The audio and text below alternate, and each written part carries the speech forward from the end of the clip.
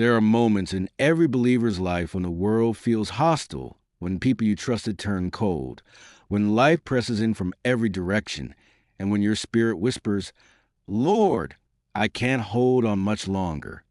Psalm 54 is born out of that very place, a cry from a soul surrounded by opposition, misunderstood by the world, and in desperate need of divine intervention. David, the psalmist, was hunted, betrayed, outnumbered, and exhausted. Yet instead of collapsing into despair, he lifted his voice and declared, God is mine helper. Not might be, not could be, not if he feels like it, but I-S, present, active, unshakable. And that is the heartbeat of the psalm. When strangers rise up against you, David says, strangers are risen up against me, and oppressors seek after my soul. Notice this. The enemy does not always come in recognizable form. Sometimes the strangers are situations you never expected, people who turn on you without reason, spiritual battles you did not see coming, seasons of life that don't resemble anything you've known before, strangers rising up, oppressors seeking the soul, not your money, not your reputation, but your soul, the very place where your faith, identity, and purpose live. But the psalm reminds us, they have not set God before them. And that's the difference. The enemy fights without God, but you fight with God. And that alone changes everything. God steps into the battle. You cannot win alone. David's voice shifts from fear to absolute faith. Behold, God is mine helper. The Lord is with them that uphold my soul.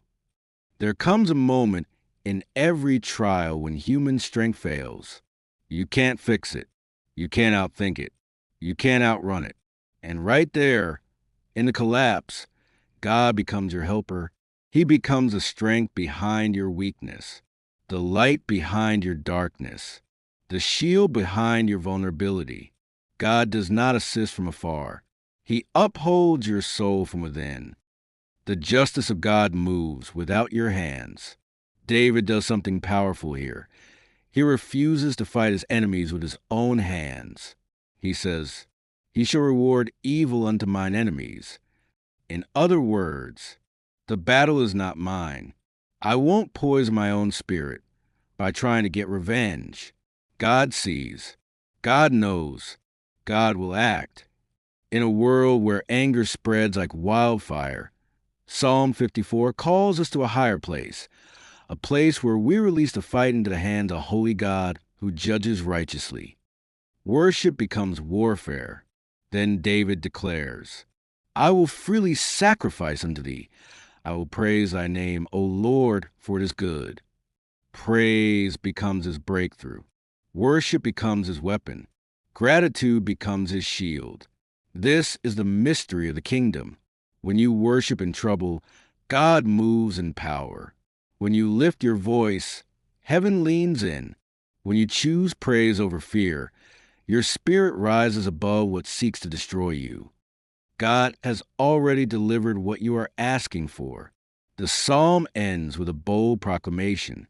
For he hath delivered me out of all trouble. Not will deliver, not might deliver, but hath delivered, past tense. David praises God before the breakthrough shows up. Why? Because he knows the character of God, because he trusts the heart of the Father, because he understands this truth. If God said he is your helper, then the victory already exists. You're just walking toward it. This psalm is not merely a cry for help. It is a declaration of identity. You are not abandoned. You are not surrounded without hope. You are not fighting alone. In every battle, in every betrayal, in every moment where fear tries to claim your soul, God whispers, I am your helper. I uphold your soul. I will deliver you. And that is the power of Psalm 54.